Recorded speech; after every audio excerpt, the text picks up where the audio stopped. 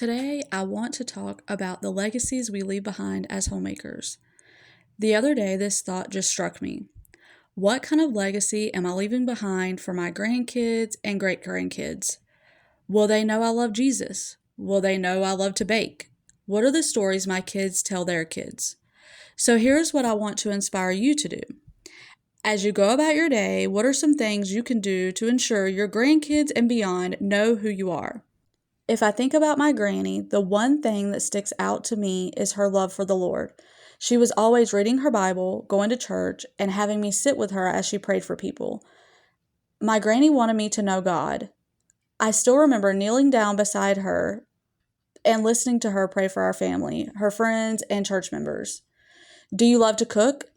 Can you keep a folder or a notebook of your favorite recipes?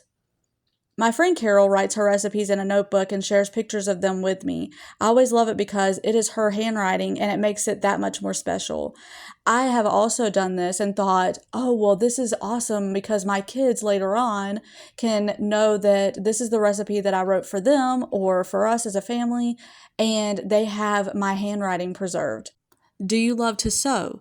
Leaving gifts for others is a way for them to remember you by, and it is something they can cherish for years and years. What is our attitudes? Are we going to be remembered as a complainer or angry all of the time? What are the stories that are going to be told about us? I don't know about you, but I want to be remembered for the good I've done and not as an angry, bitter person. I love stories, and especially stories about family that are no longer with us. It keeps the history alive. My mom has a photo album that was my granny's, and she got it after she died.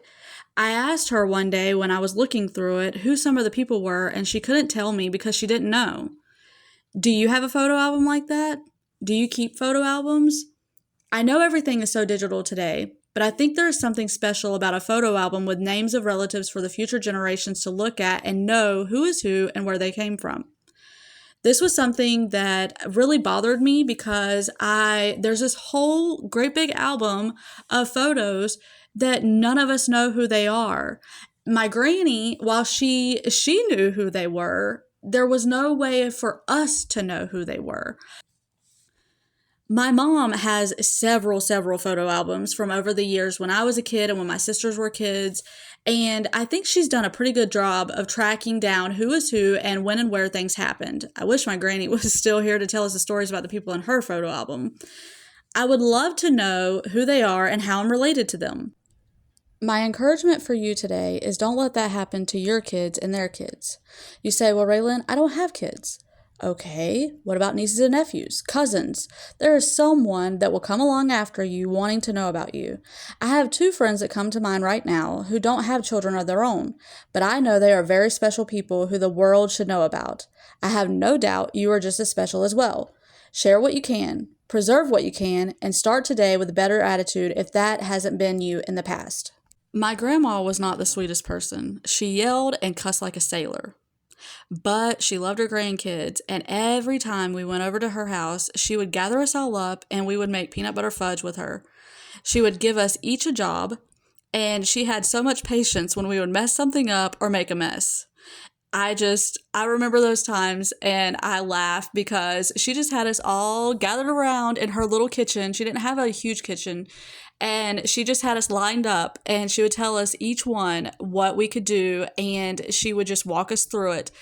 And I remember each of us here and there would mess something up or we would drop something, and she just always had such a loving way about her. You wouldn't think that from a woman who yelled like she did, but she was always so sweet to her grandkids. I don't really know much about my great-grandparents.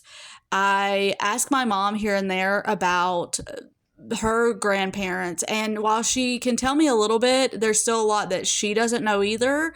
And I crave that history. I crave my heritage. I crave knowing where I came from. And also, I have my best friend. We have been best friends since 4th grade. And I did everything with her. I went on family functions. I went to family reunions and whatever it was, family vacations, whatever it was, I went with her. Well, a couple years ago, she was like, "Hey, I got my hands on, our family cookbook." And so we were going through it and she was giving me my favorite recipes from family functions that I had attended with her. And it was just so much fun because I know her family well enough to know who they are and know who was who. And I don't have that in my family. I don't have a family cookbook that I can look at.